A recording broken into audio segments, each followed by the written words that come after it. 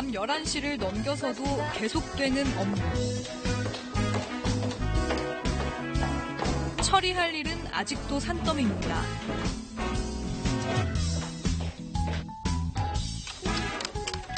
희진 씨, 기옥 씨, 급여 신고액. 아니요. 상규 씨. 아니요. 다들 완료 안 됐으면 안타깝지만 오늘 날 새고 퇴근입니다. 드라마가 그린 직장인의 모습인데 현실은 어떨까요?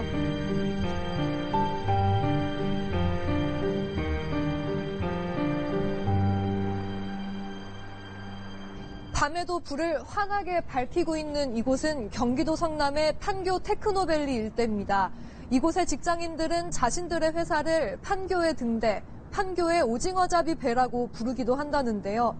야근을 할 때 불을 켜놓는데 야근하는 사람들이 많다 보니까 그 불이 주변까지 밝게 비출 정도라는 겁니다.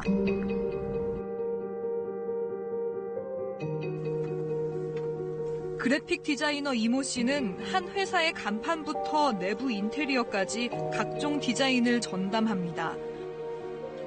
토요일 근무를 마치고 운전을 하던 도중 갑자기 머리가 아파오면서 몸을 제대로 가눌 수 없었습니다. 나와가지고 걸어가려고 하는데 도저히 똑바로 걷지를 못하겠는 거예요. 우측 머리 쪽이 좀 답답하다는 느낌? 그런 느낌이 있으면서 약간의 통증이 있더라고요.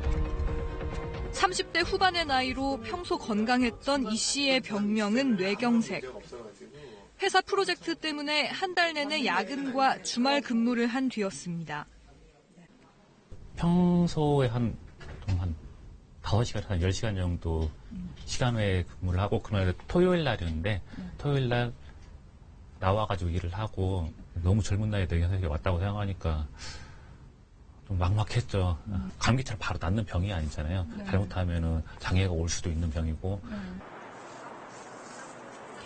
이런 야근이 많은 대표적인 업종은 게임 업계. 유행이 자주 바뀌는 모바일 게임이 주류가 되면서 개발 기간도 수개월 단위까지로 짧아졌기 때문입니다. 모바일 게임이 좀 특이한 경우인데, 이제 서비스를 하고 뭔가 계속 고객들이 뭔가 살 물건을 계속 기념대 갖다 놔주잖아요. 그래서 그렇게 크런치를 하고. 크런치는 깨물어 부순다는 뜻으로 크런치 모드는 마감 일자를 맞추려고 야근과 밤샘을 반복하는 상황을 빗댄 말입니다. 그 크런치 모드로 이제 심하게 했을 때는 퇴근 시각이 보통 10시고 아니면 11시, 12시 이렇게 많이 했었거든요. 그리고 뭐 주말 출근도 한 6시간, 8시간씩 했었고 그거를 한 달 좀 넘게 했었어요. 심하게 했을 때는. 그 정도로 하면 사람이 정말 상당히 많이 지치고 팀 전체가 많이 지치고 정신적으로도 많이 피폐해지죠. 국내 1위의 이 모바일 게임 업체에선 지난해 20, 30대 직원 2명이 돌연사했습니다. 회사 측은 직원 사망에 업무 연관성은 없다고 밝혔습니다. 그러면서 지난달 야근 폐지를 선언했습니다. 블라인드 틈으로 새어나오던 불빛이 저녁 8시에 갑자기 꺼집니다. 이를 그만하라는 회사 측의 소등 조치입니다. 이제는 승인을 하지 않으면 야근을 안 하는 상황이 된 거고요. 주말 근무도 마찬가지고요. 이게 이제 점점 더 제도가 정착화돼가지고, 뭐 당연히 그렇게 하다 보면은 인원 충원도 필요할 수도 있겠죠. 그런데 소등 후에도 불이 다시 켜지고 늦게 퇴근하는 직원들의 모습도 포착됐습니다. 회사 지금 퇴근하신 거예요? 네. 원래 지금 퇴근하세요? 8시에 뭐 소등한다고 뭐 그러던데. 그때 달라요. 회사 측은 업무 특성상 사전 승인 하에 야근을 하는 경우가 있고 야근 이후 휴가를 쓰게 한다고 설명했습니다. 장시간 노동에 시달리는 것이 게임 업체만의 일일까? 지난달 집배원 44살 조만식 씨는 일요일 저녁에도 출근해 우편 분류 작업을 했습니다. 그런데 다음 날 출근을 하지 않았습니다. 동료들이 찾아와 보니 조 씨는 이미 숨져 있었습니다. 연락이 안 되니까 직원분들이 그 문을 따라겠어요. 119 불러가지고. 그래 이제 따서 보니까 이렇게 돌아가시더라고요. 1차 부검 소견은 돌연사 증상의 하나인 동맥경화에 의한 심정지. 출퇴근 시간을 줄이려고 우체국 근처에 방을 따로 얻어 살면서 늦은 나이에 맞이한 신혼생활도 즐기지 못했습니다. 아침 7시 출근해서 저녁 7시, 8시 돼서 들어와가지고 또 그때부터 이제 그 다음날 이제 배달할 거를 이제 또 분류를 이제 한다고 하더라고요.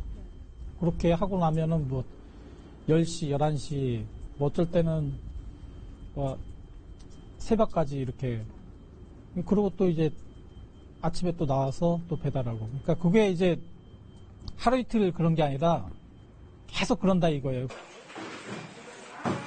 1년 새 조 씨를 포함해 집배원 7명이 돌연사했습니다. 특별한 원인을 알 수 없는 상황에서 갑자기 발생한 사망을 돌연사라고 하는데요. 돌연사의 경우에 대부분 70-80% 이상이 다 심근경색 혹은 심장에서 기인한 것으로 알려져 있습니다. 그렇다면 장시간 노동이 건강에 어떤 영향을 미칠까?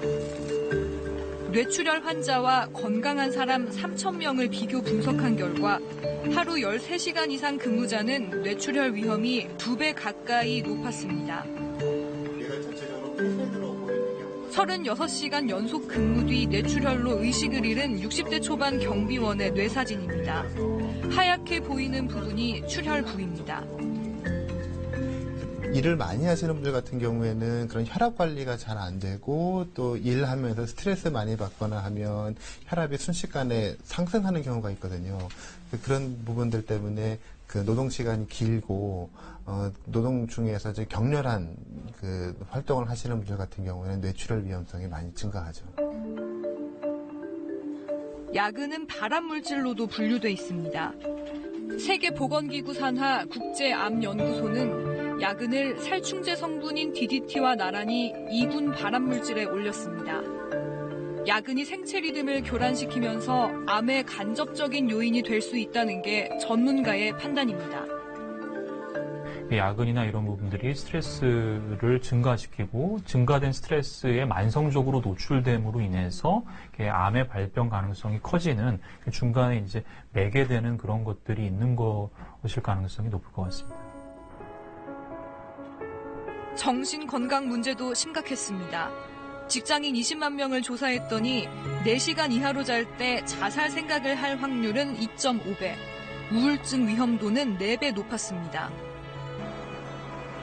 하지만 과로 후의 죽음을 산재로 인정받기는 힘든 게 현실입니다. 숨진 집배원 조만식 씨의 형은 동생을 잃은 슬픔을 추스르기도 전에 또 한 번 좌절해야 했습니다. 과로사를 산재로 인정받기 위해 근무 기록과 같은 객관적 자료를 확보하기가 쉽지 않았던 겁니다. 근무 기록표 좀 보자 그래도 바로 볼 수 없다고 그러더라고요. 왜 그러냐 그랬더니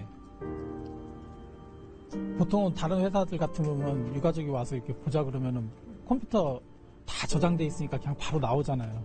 안 된다고 그러더라고요. 연간 노동시간 OECD 국가 2위일 정도로 과로에 시달리는 사람이 많지만 과로사 산재 승인율은 4명 가운데 1명 정도에 그치고 있습니다.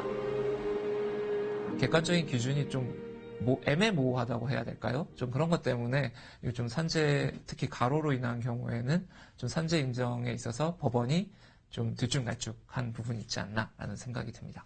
가로사에 대한 어떤 정의 규정을 좀 명확하게 좀 마련하는 것은 좀 필요하다고 생각을 합니다. 야근 관행이 뿌리 깊은 일본. 한 신입사원의 자살을 계기로 변화가 감지되고 있습니다. 도쿄대를 나와 일본 최대 광고회사인 덴츠에 입사한 24살 다카하시 마츠리 씨가 숨지기 전 SNS에 남긴 글입니다. 자고 싶다는 것 외에 다른 감정을 잃었다. 하루 20시간 회사에 있으니 뭘 위해 사는지 모르겠다. 한 달 초과 근무만 105시간, 53시간 연속 근무를 하기도 했습니다. 지난해 말 과로사 산재가 인정됐고 사측의 근무시간 기록 축소가 드러나면서 일본 정부도 움직이기 시작했습니다. 월 80시간 이상 초과 근무한 기업 명단을 공개하고 야근을 제한하는 방안도 추진 중입니다. 企業の労務管理の改善の徹底と国の企業への指導を速やかに行うことを強く希望します。 과로사가 문제가 되면서 우리나라도 노동부가 IT와 게임 업체 100곳에 대한 근로 감독에 들어갔습니다. 하지만 일회성 관리 감독이 아닌 근본적인 대책이 필요하다는 목소리가 높습니다. 단순히 일하는 시간대만 바꾸는 게 아니라 채용을 늘리면서 업무 시간을 단축하는 게 필요하다는 겁니다. 기업은 우리나라를 한 명 채용하는 것보다는 연장근무, 초과근무 수당을 주는 게 더 비용이 남습니다. 그래서 이 당사자들이 이런 구조 속에서 헤어나지 못하기 때문에 결국은 여기 개입은 좀 국가 정부가 해야 할 것 같다는 생각이 있거든요. 그래서 그러니까 부서팀에 업무량이 이렇게 쌓여 있는데 그 시간을 뭐 하루 쉰다거나 조기 퇴근하면 실효성이 없거든요. 그래서 사실은 근무 시간을 줄이기 위해서는 우리 현재 한국 기업의 적정 업무량 문제가 가장 먼저 선행돼야 될 것 같고요. 그래서 인력 투여가 전제되지 않는 이렇게 노동시간 단축의 제도는 실효성이 없는 것 같습니다. 빨간 꽃 노란 꽃 꽃밭 가득 피어도 하얀 나비꽃 나비 담장 위에 날아도 따스한 봄바람이 불고 또 불어도 이 식은 채도 돈에 돌아가는 흰구름 송구름 탐스러운 7, 80년대 노동 집약적인 산업에서 시작해 기술과 정보를 활용하는 4차 산업혁명 시대에 들어선 요즘 아직도 OECD 평균보다 1년에 43일 더 일하는 한국인은 더 빨리 시들고 있습니다. 회사에 오래 머무르고 책상에 오래 앉아 있어도 노동 생산성은 꼴찌 수준입니다. 결국 일자리를 나누고 초과 근무를 줄이는 것이 삶의 질을 높이고 경제 회복도 이끄는 첫걸음일 겁니다.